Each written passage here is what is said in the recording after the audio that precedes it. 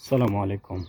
এটি আমাদের মাশাআল্লাহ এগ্রের শেডটাকে নতুন করে সাজানো হয়েছে।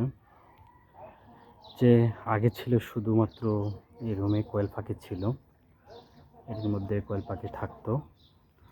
তো কোয়েল পাখি রানীক্ষেত ভাইরাসে আক্রান্ত হওয়ার পর আপাতত কোয়েল পাখি নাই, খালি আছে। ব্লুডিং চলছে কোয়েল পাখির বাচ্চার এখানে। আলহামদুলিল্লাহ এখানে ৩০০ কোয়েল পাখির বাচ্চার ব্লুডিং চলছে। দেখেন, ব্লুডিংয়ে আছে বাচ্চা এই মুহূর্তে। ডিম পাড়া যে কোয়েল পাখিগুলো ছিল, আপাতত ডিম পাড়া কোনো কোয়েল পাখি আমাদের কাছে নাই। মাশাআল্লাহ এগ্রোতে বাচ্চা আছে শুধু। এই বাচ্চাগুলোর বয়স আজকে 7 দিন। আর এদিকে মাশাআল্লাহ এগ্রোর কোয়েলের জন্য এই শেডটা তৈরি করা হয়েছে নতুন করে। কোয়েল পাখি থাকবে, ভিতরে কয়েকটা বাচ্চা আছে অলরেডি, তাদেরকে দেখাচ্ছি। ভিতরে কয়েকটা বাচ্চা আছে কোয়েলের। নতুন করে আজকে এখানে 70 পিস বাচ্চা নতুন করে আজকে দিয়েছে আলহামদুলিল্লাহ। আজকে নতুন করে 70 পিস বাচ্চা এখানে তোলা হয়েছে। এটা আমাদের টাইগার মুরগি এবং ফার্মি মুরগির বাচ্চাগুলোর এটা আপনারা দেখতে পাচ্ছেন। টাইগার মুরগি এবং ফার্মি মুরগির বাচ্চারা এখানে আমাদের 50 পিস মুরগি আছে, মুরগির বাচ্চা আছে যাদের বয়স 1 মাস প্লাস। আলহামদুলিল্লাহ আমরা এই শেডটাকে তৈরি করেছি টাইগার মুরগির জন্য। এখানে আমাদের টাইগার মুরগি থাকবে, আপনারা দেখতে পাচ্ছেন। এখানে আমাদের টাইগার মুরগি আছে এই শেডের ভিতরে। আমাদের মোটামুটি টাইগার মুরগি এখানে বেচা বিক্রির পরে আমাদের 8 পিস টাইগার মুরগি রয়েছে। এটা আমাদের নতুন করে শেডটা তৈরি করা হয়েছে। শেডটা তৈরি করতে আমাদের প্রায় 1 লক্ষ প্লাস টাকা চলে গেছে। আমাদের 1 লক্ষ টাকা লেগেছে এই শেডটা তৈরি করতে। তো আলহামদুলিল্লাহ এই শেডটা তৈরি করার কাজের শেষ পর্যায়ে আমাদের জন্য সবচেয়ে বড় দুঃসংবাদ ছিল যে আমাদের কোয়েল পাখিগুলো রানীক্ষেতে আক্রান্ত হয়েছে। আমাদের সেখানে কম বেশি ডিমের কোয়েল পাখি এবং ছোট বড় সবগুলা একসাথে চলে গিয়েছে। তো পরবর্তীতে আমাদের এটার কাজ শেষ হয়েছে। আমাদের শেডের সামনে আমরা প্রতিটা দরজায় ফুলের টব দেওয়ার চেষ্টা করেছি, ন্যাচারালি আরও দিব আমরা। এই জায়গায় দেখছেন, এই জায়গা দিয়ে একটা ফুলের টব দিব, এই জায়গা দিয়ে একটা ফুলের টব দিব আমরা। ওই যে কর্নার দেখছেন পিলারের গোড়াতে একটা ফুলের টব দিব।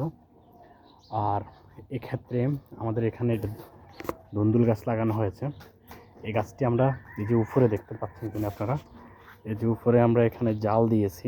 আমাদের এই জালে এই গাছগুলো থাকবে। এদিক থেকে ওই দিক থেকে আমরা ওই দিক থেকে ধুন্দুল গাছ দিয়েছি, প্লাস করলা গাছ সহ আরও কিছু গাছ দেওয়ার আমরা চেষ্টা করব।